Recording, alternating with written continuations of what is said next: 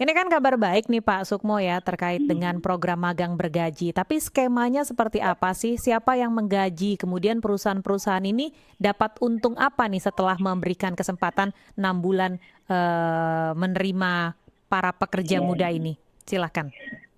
Ya, terima kasih. Saya kira ini merupakan sebuah terobosan yang luar biasa dari Presiden kita bahwa kita memiliki pay cukup tinggi dari generasi muda yang lulusan SMA, kemudian D1, D3, tambah dengan S1, dan saat ini nanti dan menitipkan banyak kesempatan untuk bekerja dan pemerintah melakukan kegiatan magang yang cukup besar pada tahun ini bersama dengan Kementerian Ristek. Ini bentuk kepedulian pemerintah dalam rangka menyerap tenaga kerja, tetapi untuk kepentingan menyiapkan mereka dari segi skill. Jadi magang ini kan sifatnya persiapan mereka untuk terserap oleh berbagai macam perusahaan pasca mereka magang.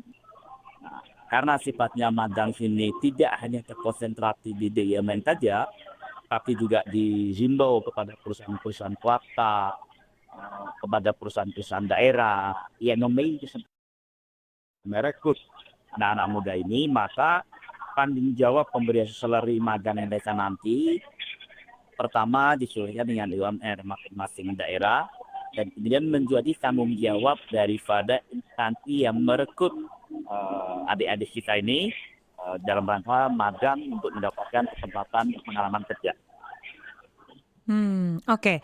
Ketika ini menjadi satu program yang baik ya, menyerap angkatan pencari kerja saat ini. Tapi kan diutamakan hanya yang lulus dalam waktu setahun. Sementara kalau yang lagi menunggu mendapat kerja ini bisa jadi lulusan-lulusan sebelumnya. Nah, ketika ada gap seperti ini, Pak Sukmo, kira-kira seperti apa? Karena kan tujuannya adalah untuk menyerap tenaga kerja. Ya, memang kita menyadari kemampuan demand terhadap angkatan kerja ini masih belum setinggi supply tenaga kerja yang ada. Sehingga kita memberi kesempatan yang baru-baru dulu, itu supaya mereka memiliki harapan lebih besar dibanding yang sudah lulusan 2 atau 3 tahun sebelumnya. Tentunya yang 2-3 tahun sebelumnya sudah pernah mencoba di berbagai macam perusahaan dan sudah melamar juga sana kemari. Kita berpikir bahwa untuk sementara ini mereka yang lulus 2-3 tahun sudah memiliki peluang untuk diterima kerja lebih besar karena mereka kita anggap sudah pernah berpengalaman di beberapa tempat dibanding benar-benar yang masuk fresh graduate.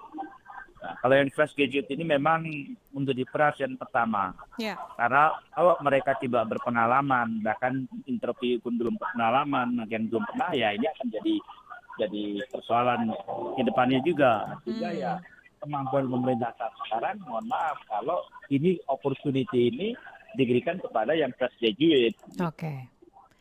Tapi sebenarnya begini, kalau kita bilang ya, ini kan program magang bergaji UMP dan UMK. Nah, kalau DKI Jakarta misalnya Pak Sukmo, ini kan gajinya sudah di atas 5 juta nih. Artinya nggak ada yang membedakan antara magang mereka adalah dalam status magang atau mereka adalah pekerja biasa. Kemudian setelah 6 bulan, andaikan tidak terpakai begitu. Nah, lalu bagaimana solusinya? Apakah ini bisa menjadi solusi jangka panjang? Saya kira UMP, UMR ini Jakarta misalnya memang sudah sangat tinggi, tapi saya tidak melihat bahwa ini akan jadi kendala karena beberapa perusahaan yang nanti melakukan rekrutmen, kalau memang kemampuan untuk magang ini tidak mampu memberikan full penuh sesuai dengan UMP, ya mungkin atau UMR mungkin nilai lebih turun. Karena saya punya pengalaman di beberapa perusahaan juga, mereka memberi kesempatan magang, itu hanya mengganti honor atau memberikan semacam salary sebagai pengganti uang transport saja, tidak mengacu kepada UMR. Karena tujuannya memang hanya memberi kesempatan untuk magang, punya fresh graduate ini ketika ditanya apakah Anda sudah pengalaman kerja, dia mengatakan saya sudah pernah magang Pak di bidang ini gitu. Jadi dia menawarkan kesempatan magang tetapi tidak mengacu kepada UMR. tidak wajib artinya bahwa harus dijadikan sesuai dengan UMR atau nilai penghasilan di daerah tertentu. Saya kira tidak wajib itu ya. Nah, kemudian bagaimana kalau mereka sudah 6 bulan magang berikutnya? Ya mereka harus ikut kompetisi. Mau tidak mau mereka berkompetisi dengan para pencari pekerja lain. Tetapi kan sebenarnya Mm-mm. ada sisi lain yang diharapkan dari pemerintah. Kalau mereka magang di tempat-tempat tertentu yang misalnya perusahaan itu ada industri kreatifnya, kemudian perusahaan itu ada segi pemakarannya, diharapkan justru setelah magang ini yang ada dalam pikiran adik-adik kita ini muncul jiwa gitu. Jadi kemudian tidak mengharap karyawan dengan gaji pokok atau gaji tetap, tidak. Tapi di mana dia magang di perusahaan tersebut, timbullah ide untuk kemudian jadi entrepreneur. Jadi kerjaan tempat ya magang itu yang kita harapkan sebenarnya muncul sisi positif yang lain itu, Mbak. Oke, oke. Jadi memang sudah dipikirkan juga ya bagaimana porsi-porsinya setelah itu. Karena kan ketika mereka tadinya biasa menjadi magang dan kemudian bergaji begitu ketika mereka Ya, sudah selesai dari perusahaan itu, belum tentu nih ya, deal-dealnya kan sama dengan perusahaan. Seberapa mampu juga perusahaan menggaji sedana ya, yang ada begitu loh, Pak iya. Pak Sukmo. Ini juga sudah dipikirkan Iya. ya oleh pemerintah ya sampai dengan di sisi ini ya. Ya, tentu, tentu. Tapi yang paling utama memang begini. Saya kan punya anak 3, fresh graduate juga. Mm-mm. Saya merasakan bahwa kegelisahan anak itu ketika kemudian dia hanya bangun pagi, nothing to do, ngirim lamaran, sini nanti panggilan, begitu terus sebulan, 2 bulan, 3 bulan, 4 bulan itu saya melihat ada boring anak itu ya. Ya, Dan kemudian juga bisa timbul hal-hal negatif dari pengangguran yang terdidik kan gitu. oke. Sehingga kemudian anak saya juga ikut magang ke sana sini, ya saya bilang kamu ikut magang aja. Saya nanti kalau kamu melamar tempat lain di Bukti itu ada penawaran kerja, nggak usah terlalu Hmm. mikir berapa salary-nya, berapa gajinya. Yang paling penting itu punya pengalaman kerja itu sebuah nilai plus, katakan begitu sama dia kan. Oke.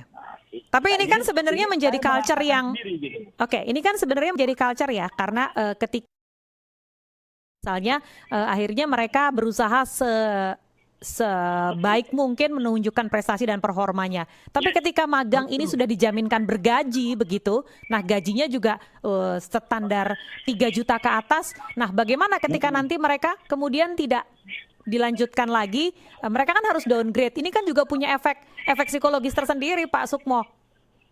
Ada Ya, juga sebagai kita orang tua tidak, punya concern iya, terhadap hal itu. betul Mbak. Kita tidak memungkiri bahwa perasaan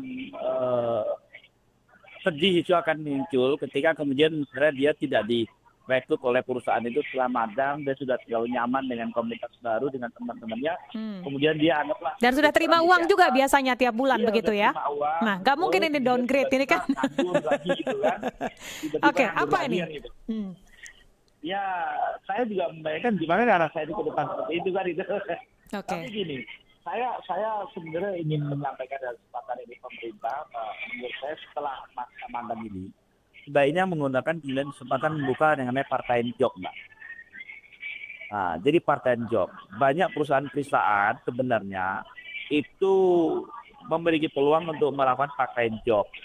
Agen mereka membutuhkan dalam event-event tertentu, mereka membutuhkan tenaga kerja mungkin untuk selama 1 bulan, 2 bulan, Ya, dengan masa jamnya ya. kerja 5 jam. Tapi siapa yang bayar, Ini Pak? juga Ini perlu yang menjadi dihimbau. pertanyaannya kemudian. Karena Ya, seberapa tetap mampu yang bayar perusahaan. perusahaan. Oke. Tapi Kalau berarti disesuaikan dengan perusahaan, angka yang dimiliki itu ya. oh iya, iya, iya. Oke, baik. Saya pernah tampil di suatu negara, Mbak. Saya Ya. kan belum ngobrol sama karyawan itu. Saya tanya, kerjaan apa? Oh, saya part-time job. Loh, part-time job. Iya, tapi saya yang bekerja di ini. Dia bisa part-time, Mbak. Itu pekerjaan yang jauh dari pekerjaan utama dia. Baik. Kenapa? Dia mengejar 3 jam, 4 jam untuk mendapatkan Oke. tambahan penghasilan. Saya Baik kira kalau begitu. pemerintah perlu mencoba ini.